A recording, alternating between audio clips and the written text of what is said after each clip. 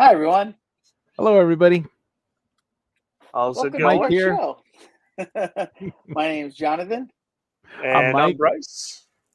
Mike wants to introduce himself a second time. And a third, I'm Mike. Hey, Mike. Hey, Brace. How's it going? Good. What are we doing today, guys? Well, we are going to do Quest of the Jedi, which is one of the Dark Horse comics. It's a one-shot there, written by Claudia Gray. Cool. All right. And I'm going to share the covers for it. And there it is.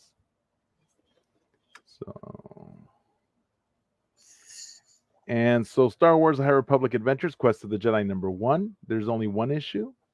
And on the ancient world of Anchord, the Force works in unforeseen ways. The legendary Jedi Knight Barnabas Vim and his intrepid Padawan Vix Phonic arrive on this mysterious world, seeking an ancient artifact of the Force. They quickly find more than they were bargaining for, but just what is this mysterious Echo Stone, and what does its existence mean for the continued survival of all those who call Anchord home? And here's the main cover. All right. So that's the main. I wasn't sure which one was the main and which one was the alt. Yeah, So that's the only one Yeah. I had. And then normally they don't do variants for these. But in this case, they did two. Well, it doesn't even say variant when we get to it, so I didn't actually know which one was the variant. Sometimes they'll say why or the type of variant. Right, it doesn't. It just says one shot. And but this is really cool cover. You know what it reminds me of? It reminds me of Jesus falling asleep on that boat when they were about to drown, and the apostles woke him up because there was a tempest on the sea, and he's like, when he walks on water, remember that? So it kind of reminds me of that with the image. That's so cool that you can take that to that. That's cool. I like it. Because the waves, that there was a picture like this in the Bible, I remember. I'm sorry. It's very good, Mike. It's very busy. It took this artist a while to draw. There's no negative space, and so it's very I don't know what the word is. It takes a minute for me to understand even what's going on. This image is very dynamic. There's a lot of movement. I mean, it's definitely not still. It's not a peaceful image. I love how she's squinting because his water is getting in her eyes. She's like, I thought that was funny. And look at his strong. Look at his big, strong arm. You know, he's got big, strong arms. The lightsabers look really powerful. He's kind of got on the Obi-Wan Kenobi armor when he's a general. Right? Yeah, it's kind of got yeah. Looks cool. Yeah, to me, this is it's like a typical Dark Horse, or even when it was IDW with the Adventures line and all that. Like all of those comics, especially the ones that we have with Sav, were all very busy comics. Yes, I agree. The IDW and Dark Horse comics tend to have really great artwork for their covers. Is this the first Dark Horse? Or have we got some other Dark Horses? We've got the Sav Mulligan series. So, I don't know. I feel like the quality, maybe because these are more expensive, really was a lot better this time. Well, the books themselves are completely different than what they were with IDW. They're a lot thicker. It was like a magazine over a comic book. I really like the quality, like a high-end magazine too, not like some cheap. It was nice. No, for sure. I mean, they didn't spare any expenses when they made them. That's for sure, and I appreciate it actually. I appreciate it too. And you know what's interesting is these pilgrims. They're not showing any of the human pilgrims, just the alien ones, and they remind me of the aliens from the Mars. What are they called? John Carter. Right? Yeah. John Carter of Mars, right? Yeah. Don't they look like those aliens? Kind of, yeah. Except the extra hands, but they have that shape. The head shape, yeah. And the color of the skin too. And they're very rude, just like the other ones. It's very quick. It's different culture. It's different culture. That's all. Right. I mean, if they had two more arms, it'd be identical. They'd have a lawsuit on their hands. What are they called? The bassoon? The bassoon, or what were they called? But okay, so that's image one, main cover. The Martians. And then this is the variant. I think you have this one, right, Jonathan? This is the one I have, even though I'd rather have the other one. Oh, and I have the other one, but I love this cover. Yeah, that's very cool. The cool cover. lightsabers, the dynamic colors, those lightsabers, man, those are Now, dope. Do the lightsabers look like different colors in this issue than the other one? I think I can flip through like this. Oh, no. Well, yeah, hers looks like purple. They're green and purple. Yeah, it's like purple and fuchsia. It's just a different hue from different artists, I'm guessing. So hers is purple. Okay. Yeah, hers is purple. I mean, if there was a lightsaber really that color, that'd be dope. It's like a neon pink, but it's like magenta. Yes, it looks great. Taking little liberties. I like it.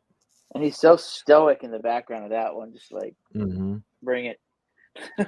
But always with the strong arms. Look at those big, strong Jedi arms. I didn't know there was big, strong Jedi arms. Well, just big, strong arms. They look very powerful. I don't know any other.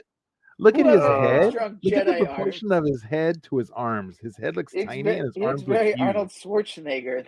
Right, exactly. Yeah, strong arms. Jedi strong arms. Right. And here's my name is Barnabas. Get to the chopper. Now I'm going to hear his voice like that. Here's Barnabas. This is the cover I wish I had, but I didn't get that one. It's totally opposite than the other ones. Dead space, serene. The other ones are so busy, and just that one bright green lightsaber is like, that's the one I want. This is the only one that looks peaceful. Yeah, and I enjoy that one, but I didn't get that one. Fortunately. So is this your favorite, Jonathan? That's my favorite. The one I don't have, of course. It's just the story of my life. Bryce, which is your favorite? I do like this one. Just because it's very stoic, is I guess the way I would put it. But yeah, he's just kind of standing there. He kind of like the way that they do it, the legendary exploits of Jedi Barnabas Vim, right? Like, kind of gives me that the blade, right? Like, this guy was like the blade, but even further back in the Jedi Order. Who's your favorite, Mike? My favorite is the original cover, with the Jedi arms. Yeah, Jedi arms. This is my favorite. It really kind of actually reminds me of that really famous. There's a Japanese painting with the wave. Yes, it does. It reminds me of that too. It's also got the volcano in the background. It's just a great imagery. I like it with that curl, that wave. I love it. All right, so those are the 3 covers, and how do I get out of here now? No, I can't get out of here.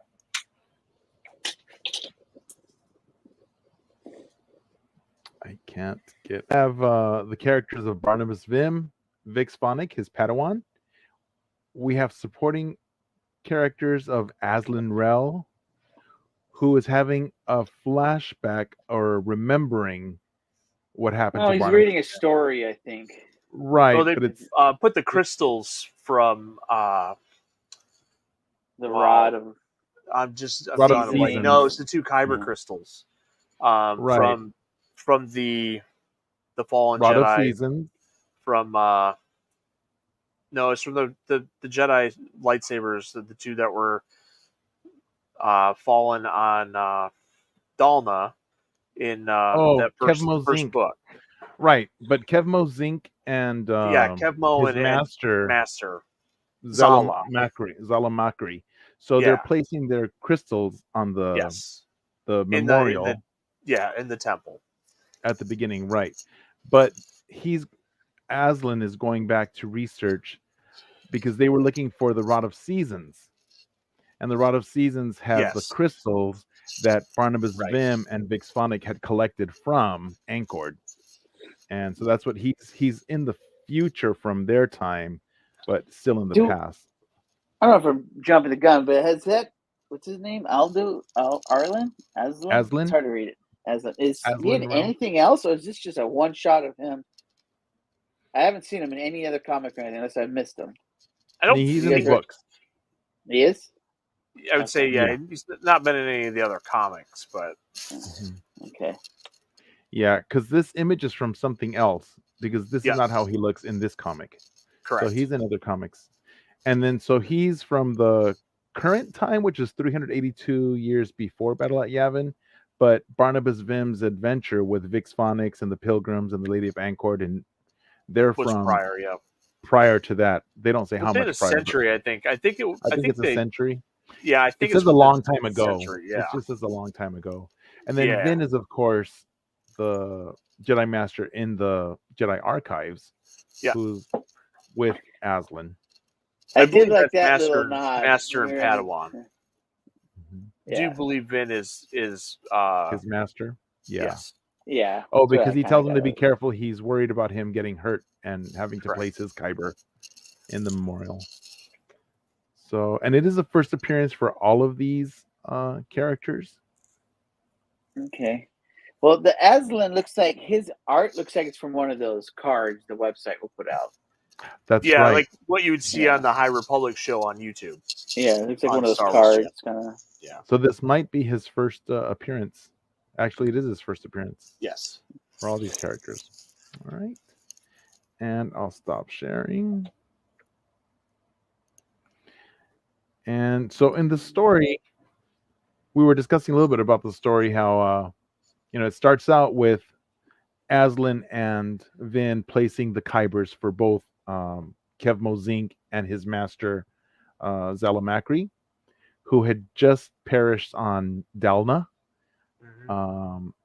because of the mysterious, nobody knows what, but it was the what are they Nameless. The Nameless. called? The Nameless, right? Yeah. The Nameless. So this story, the main character, the guy doing the archive search, is between phase 1 and 3.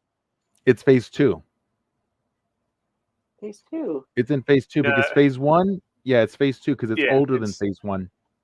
But it's technically the story is older than phase 2. Right, but Aslan is in phase 2. Correct. Yes. So he's before phase 1. Okay, I thought he was researching what's happening after. No, Starlight. his research is happening. Okay. What would be real time phase 2, like what happened. Starlight on Dalna, hasn't happened yet. No, Okay. right? No. No, it hasn't been built yet. Okay. But he's researching based off the events of Dalna, which just happened. So now he's going back. So this is actually going to be the earliest. Like this comic will be like the earliest version of anything we've seen in the High Republic. Right. Well, the story of Barnabas Vim and Vic, yeah, that's what I mean. That story is Yeah. absolutely. And it's funny. I think they even have a flashback in their story. It's making it more complicated.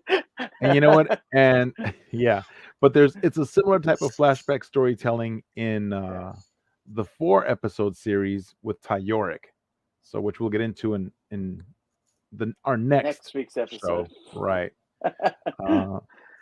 So Aslan is upset because we've lost those 2 Jedi, and he's researching the story about the crystals. He thinks this Rod of Seasons, there were 2 artifacts that were the cause of the Jedi who perished.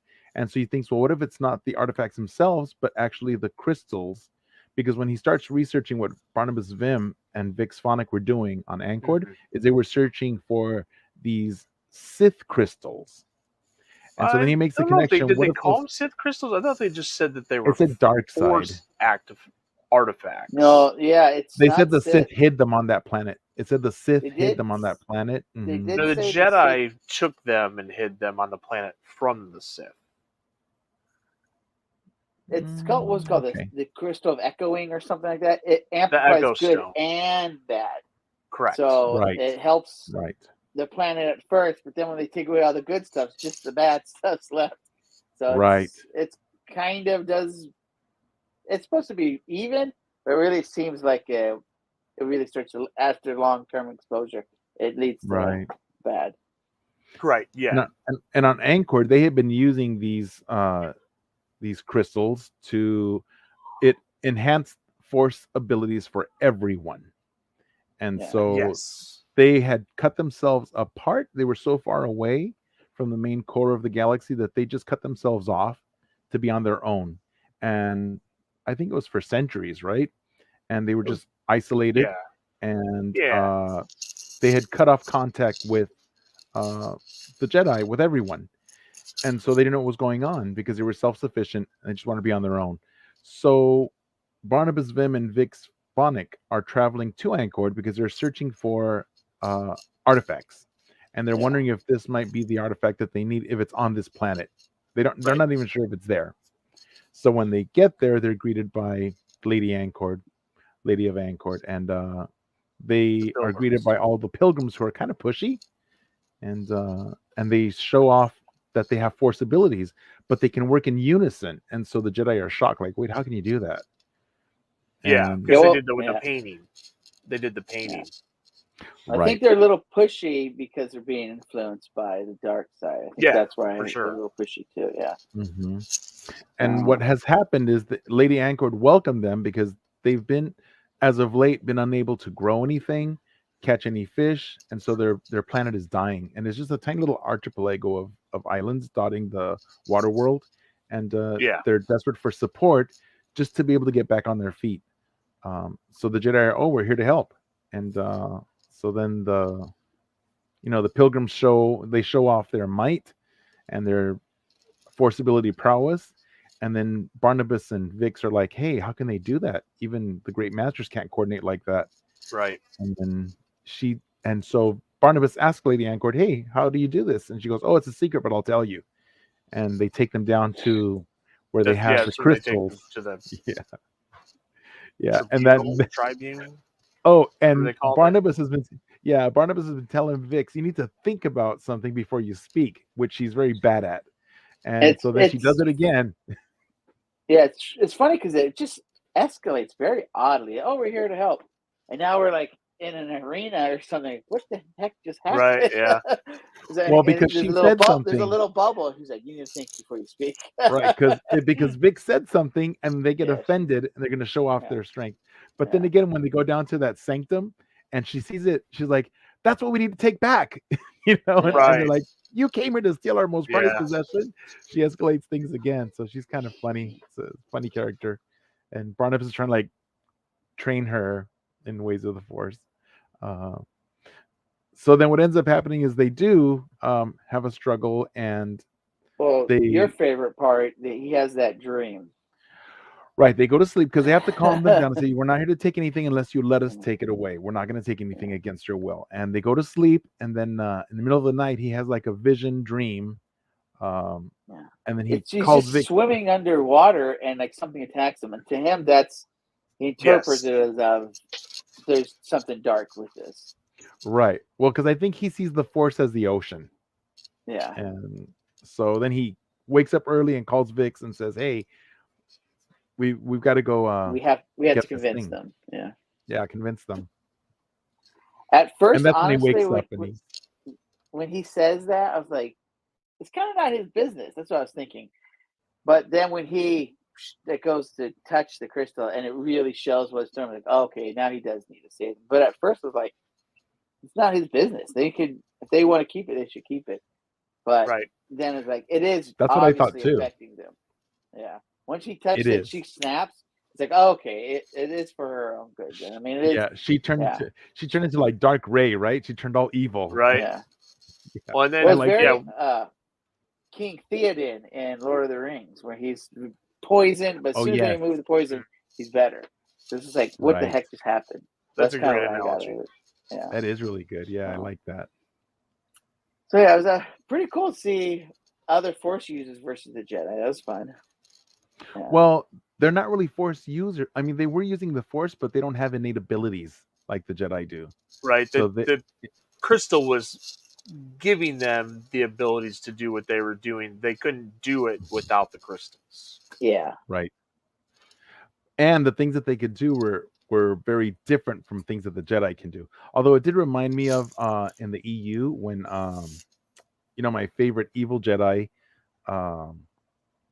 oh my gosh, Lightning Fingers. Sabaya.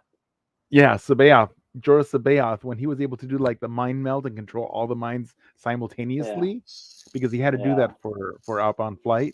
I thought that was pretty cool because that was something very difficult that only very few Jedi could do. Synchronize all the minds to work together. So Well, that was the whole reason why Thrawn needed him, so he can control the fleet like that all at once. Right, So right. they're like, how can he be so coordinated? He was one mind. So yeah, pretty cool stuff. So anything else you guys want to add to this? Like I said earlier in the beginning, the first thing I noticed is the quality of these books, man. I love that. And then I got to the next ones. They were great too, so I was really happy with that. It was a good little story, and I enjoyed it.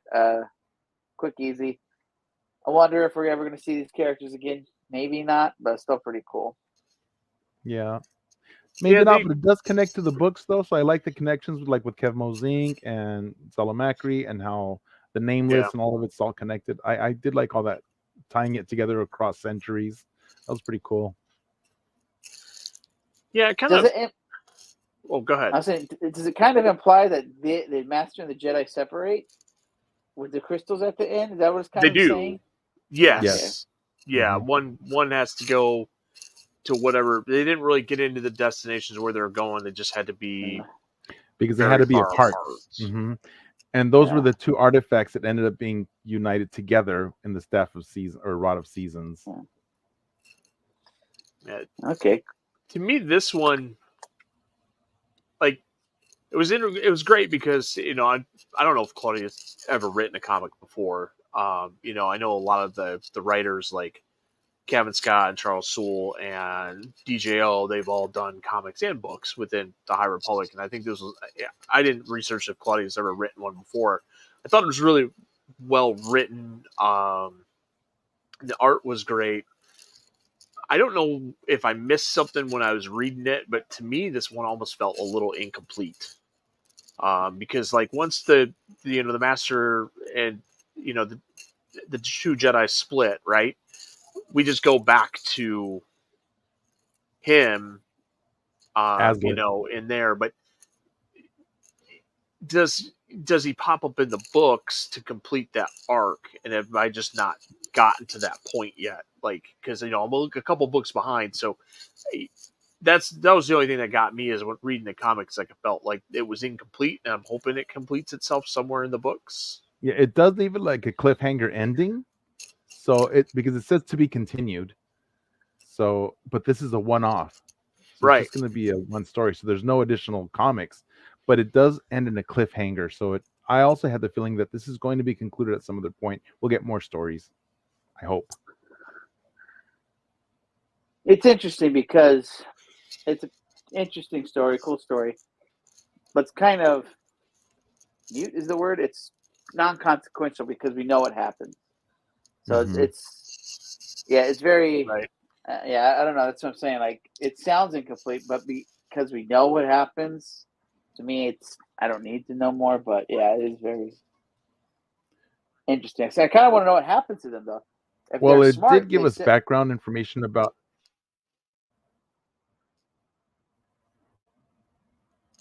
Michael, we got a frozen Michael. Wouldn't be a VCN program without someone freezing. That's for you, Spencer. You're back. Gosh darn it. Gosh darn it. Yeah. It's a Spencer curse. Spencer's curse. It's funny because even you got a little more pixelated too, so it's like your internet kind of. Yeah, it did, because you were the clearest one earlier. Yeah, you were pretty high def there for a little bit. Now it's coming back. There we go. You're good, Mike. Move the antenna a little bit. Let me get my foil hat. Just go tell Sergio to go up on the roof and stand there with the antenna. So let's rate this comic. I'll go 3.5 out of 5 for me. It was all right. It's quick. 3.5? I have to. Dude, Jonathan has to be that guy.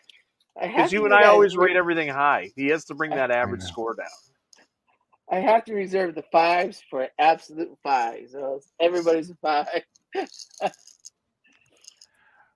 Well, I'm going to give you my rating, but Jonathan, you have to share screen. So